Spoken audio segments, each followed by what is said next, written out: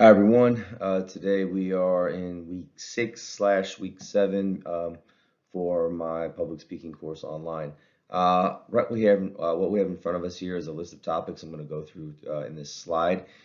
Each one of these bullet points has a corresponding folder in Canvas under Files that's going to have more detailed explanation. I'm going to run through this rather briefly just because I don't want to drag out a video on YouTube too long. So we'll hit the main points, and then on Canvas you can sort of look over some of the documents and some of the examples that I've given you as far as what's going to be due for you. And this is really due over the next 2 weeks. So some of these items are due this coming Friday. Your informative speech is due next Friday. So just kind of look at the syllabus and keep track of what you need to as far as spacing things out. Okay, so let's first and foremost, let's talk about your informative speech, all right? Your informative speech is sort of the first big speech with a lot of sources and citations. It's going to be a 7 to 8 minute speech, similar type of format as far as the outline is concerned. What we're kind of doing right now is we're taking that 4 minute artifact speech outline and we're starting to elongate it into about twice as much. So now all of a sudden that pattern of, introduction, get into the body, and then sort of reiterate in the conclusion. It felt really rushed in the artifact speech. Now we're going to start to elongate it, and we're going to see how it really sort of helps the audience with things like signpost, with things like sort of reiterating your points, so that people can grasp onto what main points it is you're trying to make multiple times throughout the speech. All right. So the big thing on the informative speech is I want you to pick a topic where you can stay neutral. If you have some sort of hot topic, political issue, I would ask that you just save that for the persuasive speech. In the persuasive speech, there will be a category called call for action. That's when you ask the audience to do something. We're not doing that in the informative speech. So if you have a topic that you're more passionate about that does lean more political, you might want to save it.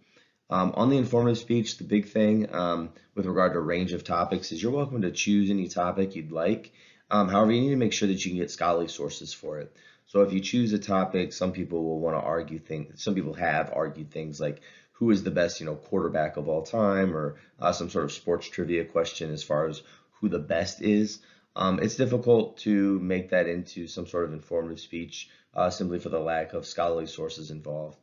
So if you come across the situation where you can't find any sources, you can't find a lot of information, books, or in academic articles, I would just ask that you choose a different topic. Some people have chose political topics that have proven to be really well done speeches when they stay away from the sort of partisan talking points. So for instance, several years ago, a really good speech that was given by a student for an informative speech was on the issue of abortion. And while that is obviously a very political partisan issue, the student approached it with the eye of this is a topic that is in the news a lot, and it was, his understanding that most people really didn't have good background information for what this topic was all about, and so he approached it as, I want to inform you on what is abortion, what is the position of those who are pro-choice and why, what is the position of those who are pro-life and why, and now you as an audience are more informed about sort of the issue as a whole, and so you're a more informed person who can make a decision for yourself. So I sort of approached it as like a person, like a no spin kind of like just the facts news anchor. It actually worked out really well. So if there's some sort of political topic that you feel that maybe you and your audience just aren't really informed about, and maybe you just sort of like have opinions because you feel, that's what, your chosen news network wants you to feel, but you don't feel very informed, you're welcome to do a speech like that where you just, what is the political topic? This is what one side says, this is what the other side says, and now you're actually more informed about the topic. That's worked really well for informative speeches. All right. But in the end, by the end of your speech, I shouldn't know which side of the issue you're taking. You should just be neutral on it. So some other, things, besides abortion, you could do something on gun control, right? Obviously a hot topic, but if you just want to say like, look, people talk about gun control, but I don't think people are very well informed about what it actually means. You're welcome to do that as an informative speech. You could do something as simple as, what are certain sorts of, sort of like pop culture trends going on. You could inform people on the history of a certain country or certain area of the world. That's been a popular one if people want to do some sort of like ancestry.com type of approach to informative speech. It just says, I want to, give you some information about a certain time in history or a certain person, some sort of person's biography. That's worked really well. All right. So again, the format's going to be similar to the artifact speech. You do need 5 scholarly sources that you put throughout your speech. You need to cite them correctly in the text of the speech. And during your speech, when you're giving your speech on YouTube, you need to make sure that you cite your sources at least 5 times during your speech. So for instance, you could say something to the effect of like, according to Smith, in an article that he wrote in 2014, and then go on with what the source says. But I just need to sort of hear the sources as you are going through your speech. And what that does is that's helping with your credibility as a speaker, because what you're doing is you are signaling to your audience that I've done the research and I'm going to show you I've done the research by citing sources throughout my speech. All right. In the informative speech folder, there are 2 examples that former students from many years ago gave. I asked for their permission probably 10 years ago if I could use their speeches because they were so well done. One is on Walt Disney, the other one's on the solar system. The solar system one kind of acts like let's navigate through the solar system, so you're a more informed person about where all the planets are located and what that means. Pretty straightforward speech. You could do something similar with, traveling through Europe or traveling through, Canada or traveling through a certain geographical location on Earth. With the Disney speech, I really like this speech the student gave because she really focused in on one aspect of Disney's life, so she kept the speech very narrow and focused. Disney is a very broad topic, and what she decided to do is she says, look, instead of doing a whole biography on Walt Disney, let's just focus in on when Walt Disney transitioned from this rabbit character to Mickey Mouse. So there's a sort of like aha moment in Walt Disney's career where Mickey Mouse becomes becomes the icon for Walt Disney and then his eventual career. And she just focuses her entire speech around these like few years when he is moving from animating this rabbit, Oswald, I believe the name is, and then transitioning into Mickey Mouse, and sort of what that looked like. And I thought it was a really good speech because it dove really deeply into the topic, as opposed to being so broad with regard to, what a 7 to 8 minute speech can cover. It can't cover a lot, and so doing a deep dive into a biographical moment in a person's life, it was very, very cool. All right. With this speech, write it out. There are more detailed instructions online. And then when you are all done, turn in an outline. You need to have a completed outline with sources cited throughout. The Disney speech is a good thing to look at with regard to, I believe she cites about 20 different times. She only has 5 sources, but she cites each source multiple times throughout her outline because she uses them multiple times. So if you're using a source more than once, make sure you cite it as many times as you use it in the outline. If you make your outline look similar with regard to formatting and sourcing as the Disney speech, for instance, you're going to do a good job as far as getting this turned in correctly. All right. And then again, at the bottom of your outline, please provide the YouTube link. If you make it private, that's fine, but make sure that I have permission with regard to my PSU email address. Several of you didn't have me listed as a person who has permission to look at the private thing, but just make sure that I'm listed so that I can get on it and I don't have to email you for access. All right. So that's the informative speech. That's not due this week. It's what you're going to be working on the next couple of weeks. With the informative speech is also what we were calling the APA assignment. Now, if you remember several weeks ago, almost a month ago now, we talked about the APA assignment upcoming. So when we went over APA citations, I briefly mentioned this, and now it's here. All right. The APA assignment is going to be due this week. And what the APA assignment is that you are going just to create and turn in a 5-source reference page for the 5 sources that you are going to use for your informative speech. So turn this in Canvas, and what that's going to allow me to do is I'm going to be able to check your topic, and I'm also going to be able to look over your sources and let you know whether or not those sources are good to go.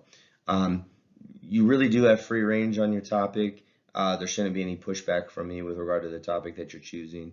But what sometimes, students get, when it comes to sources, they might use, a lot of internet sources. And we've talked about those, right? So stick with books, chapters in edited books, or academic journal articles that you find through the university's online library database, and you'll be good to go. So again, like look at the Disney sources and look at the solar system sources for those info speeches, and you realize I believe that the person who did the Disney speech, I believe she only used books, so she went to the library and checked out a lot of books. If you just want to look at 5 books and then cite them correctly, you're going to be fine for the AP assignment. The APA assignment, I'm not just giving you points for like, is your topic and are your sources okay? It's just turn in a correct reference page. So you all took the APA quiz. My, assumption at this point in the semester now is that you know how to create a proper APA reference page. So now make one for yourself based on the references you're going to be using for your speech. So by this week, you need to choose your informative speech topic and create just the reference page. You don't have to do the outline yet, just create the reference page. Turn that reference page in by Friday. I'll look over it this weekend. And if there's any problems, I'll let you know what you might need to change before you turn in your informative speech. All right. So that's what the AP assignment is. It's based on, you get an extra, I believe, 25 points just for turning in your reference page early, and making sure your topic and your references are good for the upcoming informative speech. Okay, your voice speech. This is a speech that you are going to complete this week. This speech is pretty easy on your end with regard to content creation. You don't have to create any content, all right?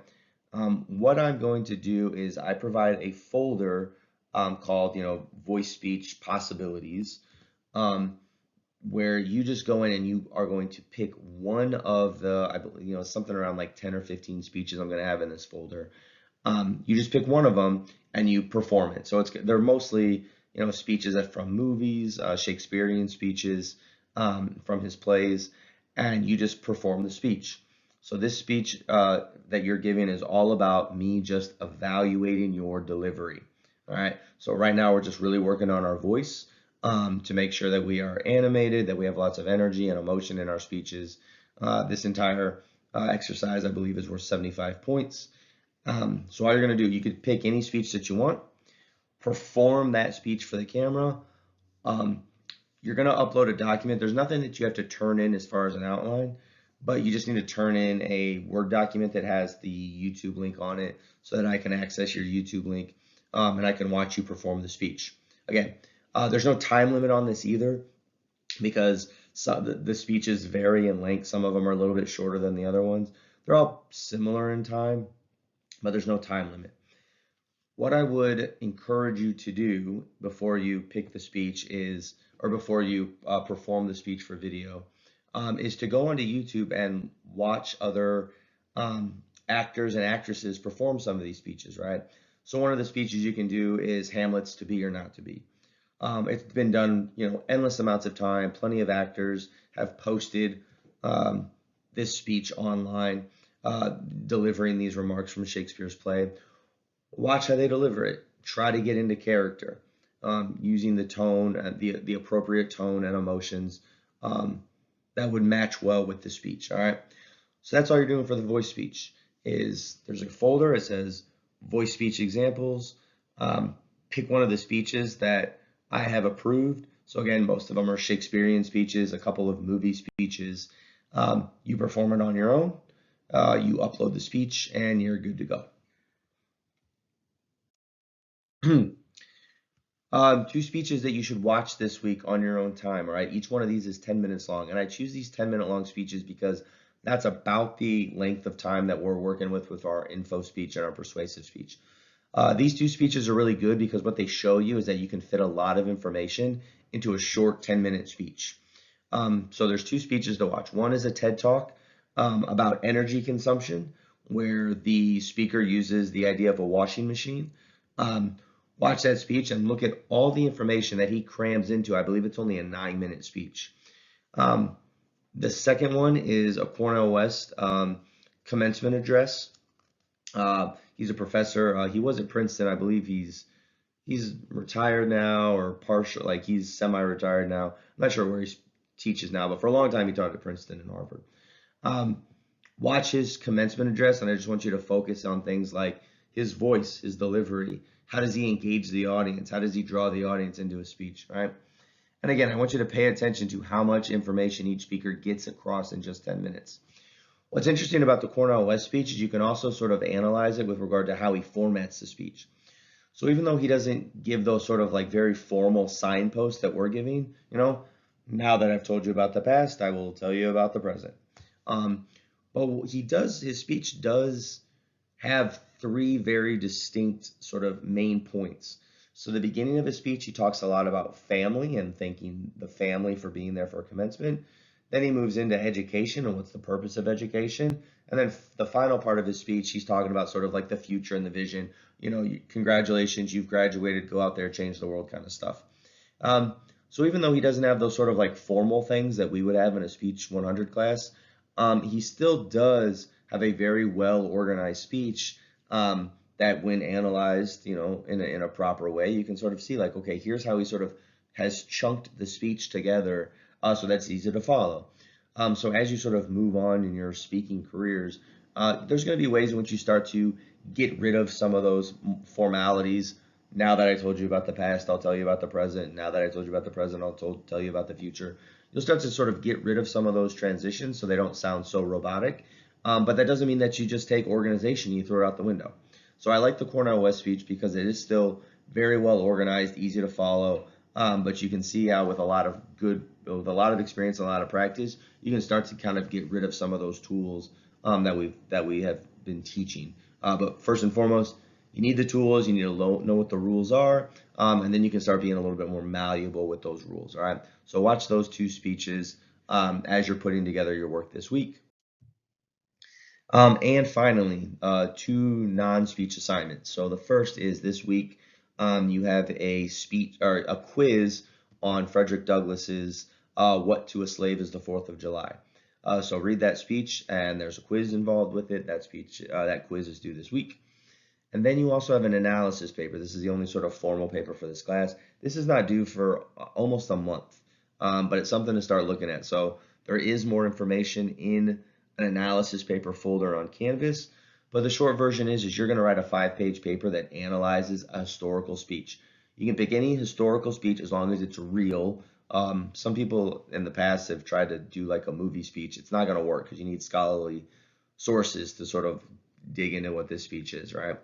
So you're going to analyze the speech within the historical context. And again, in the instructions I have posted online, there is a pretty straightforward summary of the sections that I like in the paper. So an introduction, historical background, analyze the audience, analyze the speech, and then tell us like whether or not the speech was successful. When it comes to this paper, you do need 5 academic scholarly sources. You need to cite them throughout your paper, and you need a reference page. The scholarly sources are probably going to be a lot of history books. So in that history section of the paper, so you do an introduction, the history section of your paper should be, these are the historical events that are going on that are going to lead to the reason why this speech was given. So if you were to do MLK's I Have a Dream speech, you're going to have a page in there that just talks about the civil rights movement and why, and then it's going to sort of set the audience up like this is why MLK felt compelled to give this speech because of all these historical things that were going on. So do a lot of the history stuff up front in your paper, and then you start to analyze the speech within that historical context you've just provided. If you were to do the Gettysburg Address, Abraham Lincoln, you're going to do a lot of historical stuff up front about the Civil War and what's going on with the Civil War and why did it start and everything else that's going on there, all right? So that's what's going on with your analysis paper, okay? So for this week coming up, the big things to think about is you need to have your voice speech recorded. Pick one of the speeches that I've provided, some sort of movie speech or Shakespearean speech, really. Record that. Focus in a lot on your voice and your delivery and your emotions. Post that on YouTube and then send me the link through a Word document on Canvas. All right. The other thing due immediately is your APA assignment.